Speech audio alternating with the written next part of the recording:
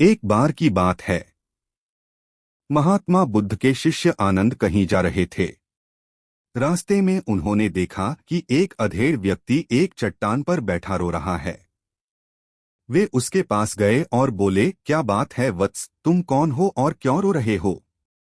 आनंद की बात सुनकर उस व्यक्ति की सिसकियां थम गईं।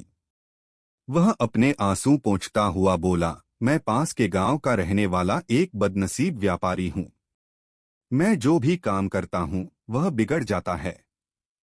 व्यापार के चक्कर में मैंने अपनी पत्नी के गहने गंवा दिए, मैंने अपने परिवार को भी खो दिया। यहाँ तक कि मेरा घर भी गिरवी पड़ा है। मुझे तो लगता है कि मैं किसी काम का नहीं हूँ। मेरी किस्मत ही खराब है। उसकी बात सुनकर आनंद बोले, तुमसे किसने कहा वत्स कि तुम्हारी किस्मत खराब है? जरा मैं भी तो जानूं कि तुम्हारी किस्मत में क्या खराबी है। वह व्यक्ति बोला, पहले मैं खेती करता था, पर हर साल उसमें घाटा होता था। कभी सूखा पड़ जाता तो कभी ज्यादा बारिश के कारण फसल बर्बाद हो जाती। इससे परेशान होकर मैंने व्यापार करने का निश्चय किया। मैंने पत्नी के गहने बेचकर अपना व्यापार शुरू किया, लेकिन मेरा व्यापार नहीं चला। शुरू शुरू में परिवार वालों ने मेरा साथ दिया, लेकिन जैसे जैसे मुझे नुकसान होने लगा, मेरे परिवार वाले भी मुझसे दूर हो गए। मैं यह सब उनके लिए ही कर रहा था, लेकिन अब वे लोग मुझे देखकर नजरें फेर लेते हैं और मुझे ही मेरे परिवार की दुर्दशा का जिम्मेदार ठहराते हैं। उस व्यक्ति ने एक लंबी सी सांस ली और फिर बोला, मेरा एक मित्र है। उसने भी मेरे साथ अपना व्यापार शुरू किया था। उसका व्यापार अच्छा चल रहा है। वह जब भी मेरे घर आता है तो अपनी सफलता की कहानियां सुनाता है। उसकी बातें सुनकर मेरे घर वाले भी कहते हैं कि उसे देख और कुछ सीख। हमें तो लगता है कि तेरे वश का कुछ भी नहीं है। उन लोगों की बातें सुन सुनकर अब तो मुझे भी लगने लगा है कि शायद मेरे वश का कुछ भी नहीं है। अब तो मुझे अपना जीवन ही व्यर्थ लगने लगा है। मेरे मन में ख्याल आता है कि अपना जीवन समाप्त कर लूं। मैं यहाँ आया भी इसी इरादे से था, लेकिन हिम्मत नहीं कर पाया। इसीलिए यहाँ एकांत में बैठा विलाप कर रहा था। आनंद बोले, ओह, तो ये बात है। वैसे क्या तुम इसके अलावा कुछ और भी कहना चाहते हो? उनकी बात सुनकर वह व्यक्ति बोला, एक ओर मेरा हर काम खराब हो जाता है, दूसरी ओर मेरा मित्र है जो हर समय मुझे नीचा दिखाने का प्रयत्न करता रहता है। मुझे समझ में ही नहीं आता है कि मैं क्या करूं। आनंद बोले, क्या तुम अपने मित्र की बातें सुनकर दुखी हो जाते हो? हाँ, मैं उसकी बातें सुनकर स्वयं दुखी हो जाता हूँ, उस व्यक्ति ने जवाब दिया। आनंद ने पूछा, तुम्हें किस बात का दुख होता है? अपने असफल होने का या फिर मित्र के सफल होने का? उनका सवाल सुनकर वह व्यक्ति एक पल के लिए सोच में पड़ गया। फिर वह बोला, अगर सच कहूं तो मुझे अपने असफल होने का उतना दुख नहीं होता है जितना कि मित्र के सफल होने का होता है। अर्थात यदि तुम्हारा मित्र असफल हो जाए तो तुम्हें खुशी होगी? आनंद ने प्रश्न किया। वह व्यक्ति बोला, हाँ, मुझे बहुत खुशी होगी।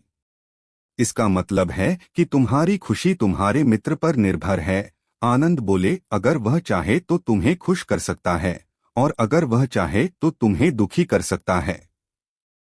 तुम स्वयं से न तो खुश हो सकते हो और न ही दुखी हो सकते हो।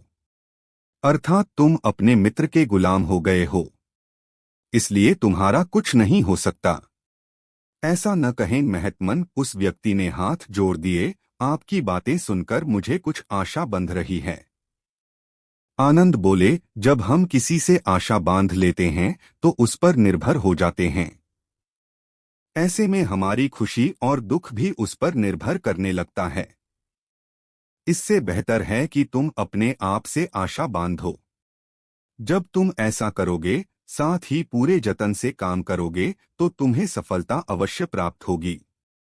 कहते हुए आनंद ने एक पल के लिए उस व्यक्ति की ओर देखा, फिर अपनी बात आगे बढ़ाई। तुम्हें लगता है कि तुम्हारा मित्र तुम्हें दुखी करने आता है। पर अगर विचार करो तो वह बातें तो सच्ची ही कहता है। वह अपने संघर्ष और अनुभव की बातें बताता है। तुम उन बातों से बहुत कुछ सीख सकते हो।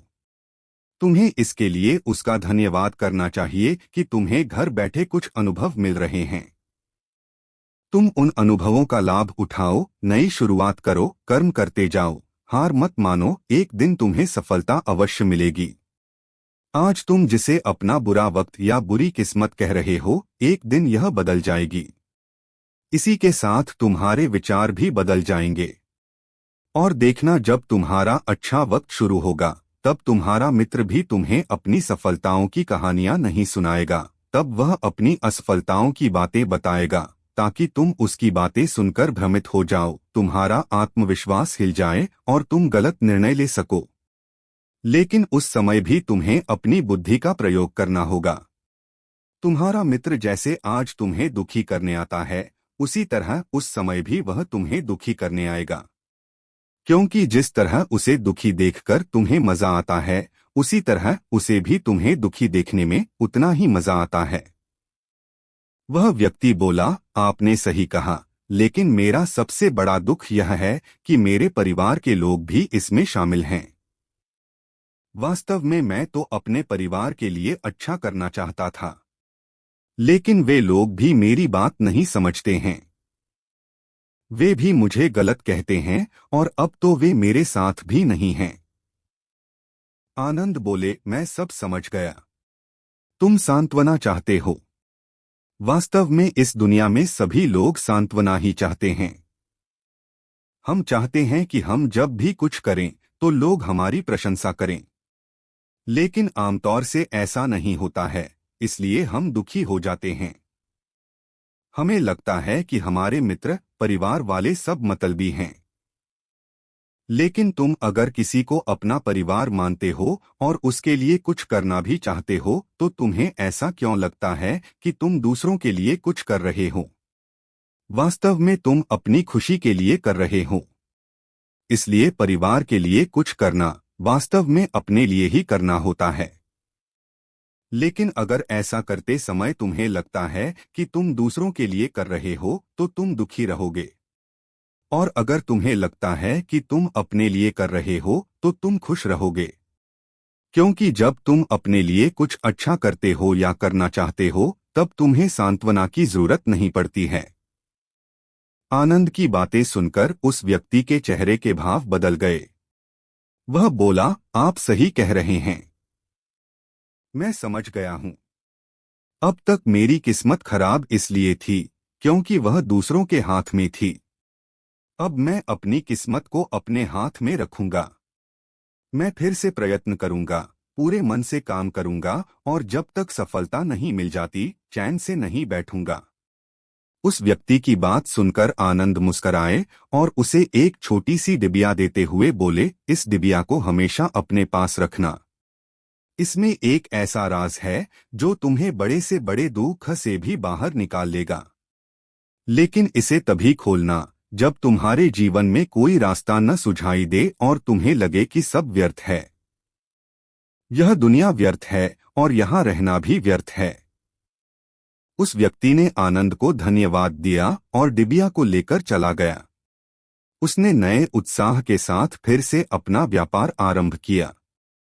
उसका व्यापार चल निकला। अपनी मेहनत और लगन के बल पर वह एक बड़ा व्यापारी बन गया। परिवार वाले भी उसके साथ आ गए और उसका जीवन हंसी खुशी बीतने लगा। अब वह भूतकाल का रोना छोड़ चुका था। वह भविष्यकाल की भी चिंता नहीं करता था।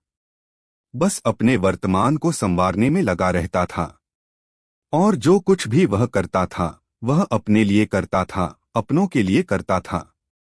इसलिए वह प्रसन्न था।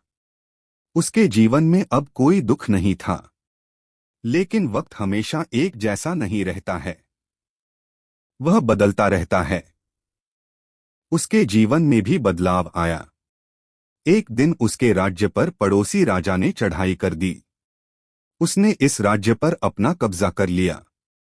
उसके सैनिकों ने चारों ओर लूटमार मचा दी। उन्होंने व्यापारी का सारा धन लूट लिया। उसके घर में आग लगा दी। जान बचाने के लिए उसे अपने परिवार के साथ वहां से भागना पड़ा। वह व्यक्ति अपने परिवार के साथ कई दिनों तक इधर उधर भटकता रहा। वह दाने दाने को मोहताज हो गया। उसका बच्चा बीमार हो गया। इलाज के अभाव में वह तड़पने लगा। यह देखकर उसका हृदय चीत्कार कर उठा।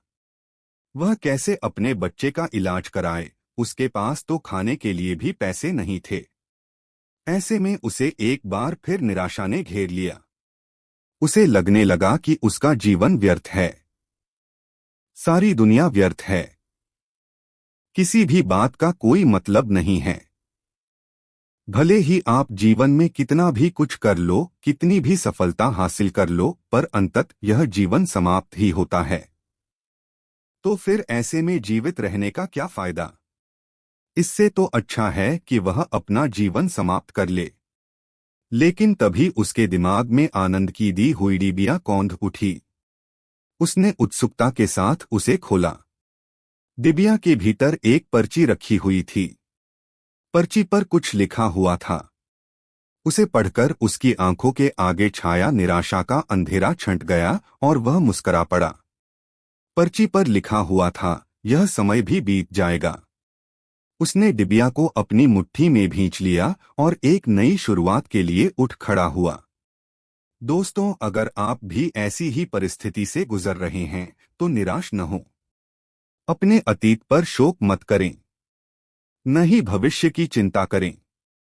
अपने वर्तमान को जिएं और उसे बेहतर बनाने के लिए सच्चे मन से प्रयत्न करें। यकीन जानें, जल्दी ही आपकी किस्मत भी बदलने वाली है।